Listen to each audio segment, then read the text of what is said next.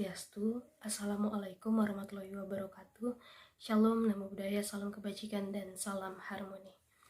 Terima kasih atas kesempatan yang telah diberikan kepada kelompok kami.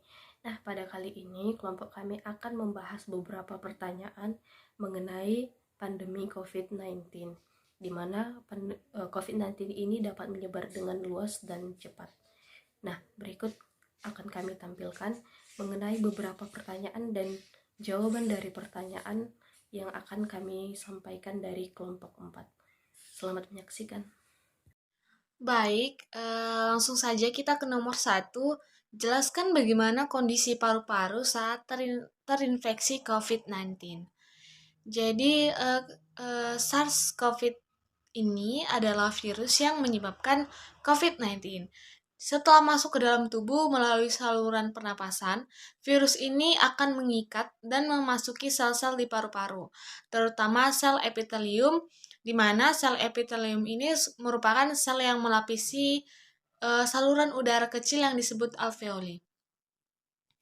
Setelah virus masuk ke dalam sel paru-paru, ia mulai akan mereplikasi diri dan menginfeksi sel-sel yang sehat pada proses merusak sel-sel paru-paru ini dan mengaktifkan respon sistem kekebalan tubuh yang pada gilirannya yang akan memicu peradangan. Kemudian adapun beberapa dampak yang bisa terjadi jika kita terkena penyakit terinfeksi COVID-19, yaitu yang pertama pneumonia. Jadi pneumonia ini biasa juga disebut dengan infeksi paru-paru, adalah komplikasi umum dari COVID-19. Virus ini akan menyebabkan peradangan dan kerusakan pada kantong-kantong udara atau alveoli di paru-paru.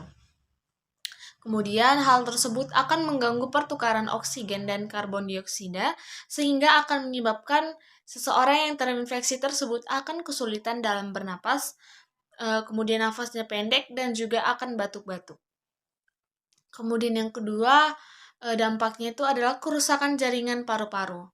Jadi infeksi yang berkepanjangan dan peradangan yang kuat dapat menyebabkan kerusakan pada jaringan paru-paru. Ini termasuk kerusakan pada alveoli, jaringan ikat, dan pembuluh darah di paru-paru. Akibatnya, paru-paru akan kehilangan elastisitas dan kemampuan untuk berfungsi dengan baik yang dapat menyebabkan penurunan fungsi pernapasan dan komplikasi yang akan lebih serius.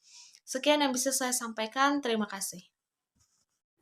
Baiklah, selanjutnya untuk pertanyaan kedua akan saya jawab, di mana pertanyaannya yaitu bagaimana untuk mencegah penularan penyakit COVID-19. Nah, jadi berikut ini ada beberapa cara untuk mencegah penularan penyakit COVID-19. Di antaranya yang pertama itu adalah melakukan vaksinasi. Nah, jadi vaksin COVID-19 itu telah tersedia dan sangat disarankan untuk mengurangi risiko infeksi dan mencegah penyakit yang parah. Kemudian mengikuti program vaksinasi yang direkomendasikan oleh otoritas kesehatan itu juga dapat membantu melindungi diri kita dari orang-orang di sekitar yang terinfeksi virus. Kemudian selanjutnya yaitu dengan cara menjaga jarak sosial.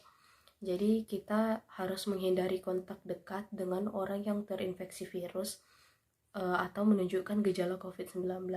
Kemudian juga upayakan untuk menjaga jarak setidaknya 1 meter dari orang lain, terutama dalam situasi di luar rumah. Kemudian cara yang ketiga yaitu selalu menggunakan masker. Jadi kita harus menggunakan masker kain atau masker medis yang menutupi hidung dan mulut saat berinteraksi dengan orang lain atau berada di tempat umum, di mana masker ini membantu untuk mengurangi penyebaran virus yang mungkin terdapat dalam percikan air liur. Kemudian selanjutnya yaitu rajin mencuci tangan. Jadi dengan rajin mencuci tangan dengan sabun dan air mengalir itu selama kurang lebih 20 detik. Jika sabun dan air tidak tersedia, maka disarankan untuk menggunakan hand sanitizer berbasis alkohol dengan kandungan minimal 60% alkohol. Kemudian cara yang selanjutnya itu hindari menyentuh bagian wajah. Jadi hindari menyentuh mata, hidung, dan mulut dengan tangan yang tidak bersih, karena virus dapat masuk melalui saluran pernafasan melalui tangan yang telah terkontaminasi oleh virus-virus dari luar. Kemudian selanjutnya yaitu melakukan praktik kebersihan yang baik. Jadi kita selalu tutup mulut dan hidung dengan siku terlipat atau tisu saat batuk atau bersin. Kemudian juga buang tisu yang telah digunakan itu dengan benar. Kemudian selalu lakukan kebersihan rutin pada permukaan yang sering disentuh, seperti gagang pintu, meja, tombol lift, dan lain sebagainya. Baiklah, sekian dari jawaban nomor 2. Untuk pertanyaan ketiga akan dilanjutkan oleh rekan saya. Terima kasih. Baik, saya akan menjelaskan untuk soal yang 3, yaitu jelaskan bagaimana cara mengatasi penyakit COVID-19. Jadi, cara untuk mengatasi penyakit COVID-19 itu tergantung pada tingkat keparahan gejala yang dialami oleh seseorang. Secara umum, langkah-langkah yang dapat membantu mengatasi penyakit COVID-19 itu adalah perawatan simptomatik, kemudian ada perawatan rumah sakit, dan ada perawatan suportif. Dan bisa juga dengan pemberian vaksin COVID-19. Untuk perawatan simptomatik dalam kasus ringan itu perawatannya bertujuan untuk meredakan gejala.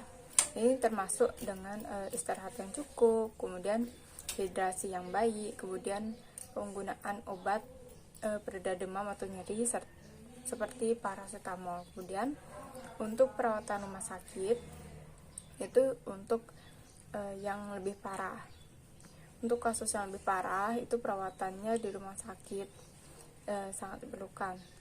Misalnya terapi oksigen itu dapat diberikan untuk membantu pernapasan, dan dalam beberapa kasus yang parah ventilasi mekanisme mungkin diperlukan. Kemudian pengobatan tambahan seperti kortikosteroid atau terapi antiviral dapat diberikan berdasarkan kondisi klinis dari pasien.